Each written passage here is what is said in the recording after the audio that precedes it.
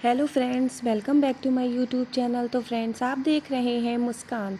और मुस्कान के आने वाले एपिसोड में आप देखेंगे कि गायत्री जी मुस्कान और रौनक की बात याद करती हैं कि मुस्कान ने कही थी कि माँ, अब आपके सामने एक और सबूत आने वाला है। तो माँ, मुझे पता है आपको बहुत तकलीफ़ हो रही है, लेकिन ये सब करना भी ज़रूरी है। तो गायत्री जी कहती हैं कि बेटा, तुम्हें जो सबूत लाना है तुम लाओ, मैं हर चीज़ के लिए तैयार हूँ। अब मैं हर सबूत देखना चाहती हूँ। फिर इधर आप देखेंगे कि गायत्री जी चरण को आउट हाउस में ले जाने के लिए कहती हैं, तो बुआ जी मना भी करती हैं। वो कहती हैं हम किसी अनजाने व्यक्ति को अपने घर में कैसे रख सकते हैं। तो गायत्री जी कहती हैं हम इसको ऐसे मरने के लिए भी नहीं छोड़ सकते। आप क्या चाहती हैं, हम ऐसे छोड़ दें? फिर इधर आप देखेंगे कि मुस्कान तैयार होके आती है। वो कहती है वो क्या है ना, मैं अलमारी में कपड़े लगा रही थी इसीलिए मुझे लेट हो गया। तो रौनक कहता है कि मुस्कान जी आप तैयार हैं, हम लोग चलें संस्था? तो वो कहती हाँ। इधर फिर आप देखेंगे कि गायत्री जी चरण के पास खड़ी होती हैं और वो मुस्कान की कही बात को याद करती हैं। इतने में गायत्री जी चरण के पास होती हैं तो वहाँ पर सर जी आ जाते हैं। वो कहते हैं कि आप ये किसे ले आई यहाँ पर?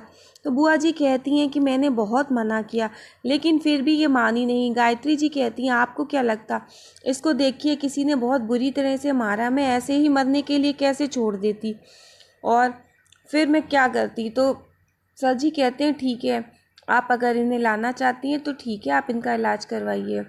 और फिर आप देखेंगे कि सर जी ये कहकर चले जाते हैं। फिर सर जी मुस्कान और रौनक के बारे में सोच रहे होते हैं। वो ये सोचते हैं कि रौनक और मुस्कान तो मना कर रहे थे लेकिन फिर भी मुझे इन लोगों पर नज़र रखनी ही पड़ेगी, खुद जाकर देखना पड़ेगा कि ये लोग क्या कर रहे हैं वहाँ पर। इधर मुस्कान और रौनक दोनों लोग संस्था में है तो हनुमंत वहाँ पर एक नया टीचर लाता है। टीचर कहती है कि मैं आज से नहीं पढ़ा सकती, आज मेरा जन्मदिन है, मैं कल से पढ़ाऊँगी, आज मेरे घर पे गेस्ट आने वाले हैं। इतना कह के फिर वो वहाँ से जाती है और सभी लोग वहाँ पर उनको जन्मदिन की शुभकामनाएं देते हैं। फिर बच्चे कहते हैं कि मेरा जन्मदिन तो कोई नहीं मनाता। तो रौनक कहता है कि आपका जन्मदिन भी मनाया जाएगा। तो बच्चे कहते हैं हमें तो पता ही नहीं हमारा जन्मदिन कब है।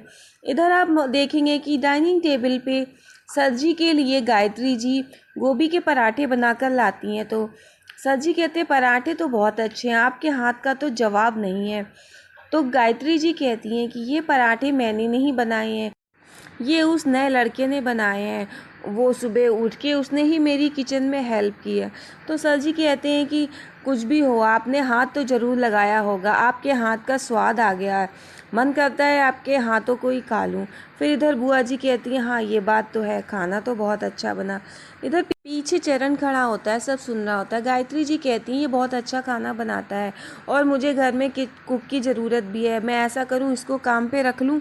तो सर जी कहते हैं ये पैसे उसे दे दो और ठीक है, आपको जो सही लगे। फिर गायत्री जी चरण से कहती हैं तुम काम अच्छा कर लेते हो, अगर तुमको सही लगे तो तुम हमारे यहाँ कुक की नौकरी करोगे। तो फिर इधर सर जी पुलिस को फ़ोन करते हैं। वो कहते हैं हमने घर पे नया नौकर रखा है, आप उसकी छानबीन कर लीजिए। इधर आप देखेंगे मुस्कान और रौनक बच्चों के जन्मदिन को मनाने के लिए प्लान करते हैं। तो मुस्कान कहती है ऐसा करते हैं कि हम लोग आज ही की डेट को नोट कर लेते हैं और आज ही की डेट पर हम लोग हर साल आपका बर्थडे मनाया करेंगे। फिर रौनक मुस्कान के इशारे को समझता है और फिर मुस्कान कहती है कि जन्मदिन के लिए। तो रौनक कहता हम समझ गए। फिर इधर आप देखेंगे बुआ जी घर पे एक ताला खोल रही होती हैं, वो नहीं खुल रहा होता, वो सबको आवाज़ देती कोई नहीं आता। तो चरण वहाँ आ जाता है। तो चरण कहता है कि बुआ जी मैं कुछ मदद करूं? तो वो ये कहती हैं कि ये मेरे घर का ताला है, मुझसे नहीं खोल रहा तो तुम कैसे खोल सकते? फिर चरण बुआ जी के बालों से हेयर पिन निकालता है और फिर वो ताला खोलने लगता है। फिर बुआ जी कहती ये कैसे? तो चरण कहता है मैं एक मैकेनिक हूँ, मैं पहले ये काम भी करता था। फिर बुआ जी वो खोलने लगती हैं, वो खुल जाता है। फिर चरण जब कबर्ड में सामान रखने लगता है तो वहाँ पर सर जी आ जाते हैं, वो पूछते भी हैं। तो बुआ जी कहती हैं ताला खुल गया। सर जी इतने में जल्दी जल्दी में वहाँ से निकल जाते हैं। फिर बाकी की फैमिली आती है, डॉली, लवली और सभी लोग। वो कहते हैं मार्केट जा रहे हैं।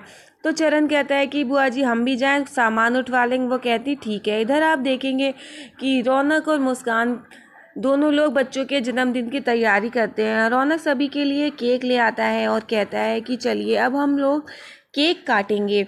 और मुस्कान कहती है कि चलिए आज आप लोगों का बर्थडे सेलिब्रेट होगा, और सारे बर्थडे का अरेंजमेंट अच्छे से किया जाता है। रौनक और मुस्कान दोनों लोग बच्चों के लिए सब कुछ करते हैं और वहाँ पे एंजॉयमेंट काफ़ी किया जाता है। मुस्कान भी बहुत खुश होती है, बच्चों को काफ़ी उत्साहित करती है। इधर आप देखेंगे कि डॉली और लवली मार्केट में जा रहे होते हैं और कुछ गुंडे उनको छेड़ते हैं, तो रिप्लाई में उसके जिया जी जवाब देते हैं।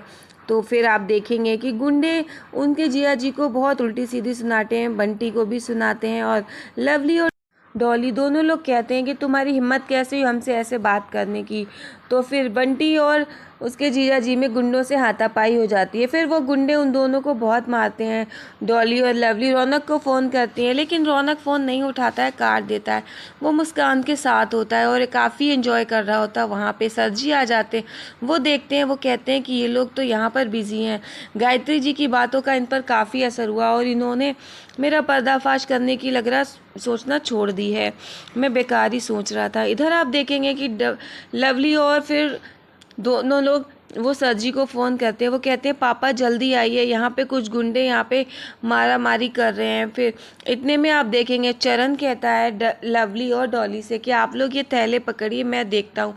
फिर वो गुंडों की खूब पिटाई लगाता है, एक एक गुंडे को चरण खूब मारता है, और डॉली और लवली ये सब देख रहे होते हैं। फिर चरण सभी गुंडों को खूब मारता है और मार मार के इतना कर देता है कि वो गुंडे वहाँ से भागने लगते हैं, और फिर चरण उन गुंडों के पीछे भागता है उनको मारने के लिए। इधर आप देखेंगे डॉली और लवली के पास इतने में सर जी आ जाते हैं। सर जी पूछते हैं कि बेटा आप लोग ठीक तो हो ना? तो वो कहती हाँ हम ठीक हैं, लेकिन हमें हमारे घर पे वो नौकर है, उसने हमें बचाया है। पापा आप उसे परमानेंट कर लीजिए, आप उसको घर पे रख लीजिए नौकरी के लिए। फिर सर जी कहते हैं कि हाँ बेटा हाँ आपने बात की है, मैं देखो बात करता हूँ, मैं उसको रख लूँगा। फिर वो कहते हैं ऐसा करो आप लोग गाड़ी से घर पहुँचो और उसको नौकर को भी लेते हुए जाना, मुझे कुछ काम है, मैं अपना वो काम देख करके घर की तरफ आता हूँ, और फिर मैं घर बैठकर वहाँ पर अच्छे से फिर मैं सबसे मिलके बात करता हूँ। फिर इधर आप देखेंगे घर पे सब लोग पहुँच जाते हैं। चरण बंटी और उसके जीजा का हाथ पैर दबा रहा होता है, और फिर वो बताता है चरण से, वो कहते हैं कि तुमको इतना सब कैसे आता है, तुमने तो बिल्कुल ऐसे मारा जैसे तुम्हें सब बहुत अच्छे से आता है। तो वो बताता है कि पहले चरण किसी बहुत बड़े आदमी के कोठे पर काम करता था, उसके लिए काम करता था, वो बहुत बड़ा आदमी है, आप लोग उसे जानते भी होंगे, सर जी कहते हैं उनको। इतने में वो देखता है कि बंटी और उसके जीजा दोनों लोग सो जाते हैं। अब चरण सोचता है मेरा तो कोई दुख भी नहीं सुन सकता है। अब इधर आप देखेंगे कि